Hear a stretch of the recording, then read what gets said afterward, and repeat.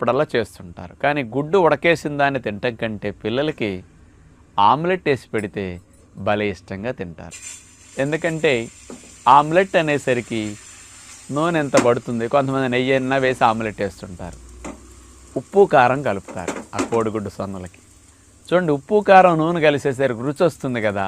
ఇంకేమీ కలపరు, సింపుల్గా ఆ గుడ్డట కొట్టడం, ఒక కప్పులు వేయటం, ఇంత ఉప్పు కారం వేయటం, ఇక ఈ కొట్టిట కలిపేలోపు పొయ్యి మీద రేకు పెడతారు, మూకుడేదో చక్కగా అందులో ఇంత నూనె నెయ్యి వేసేసరికి 1 minute అది నూనె కాగుతుంది శుభ్రంగా. అందులో ఎట్లా అంటే 2 to 3 minutes ఆమ్లెట్ అయిపోతుంది.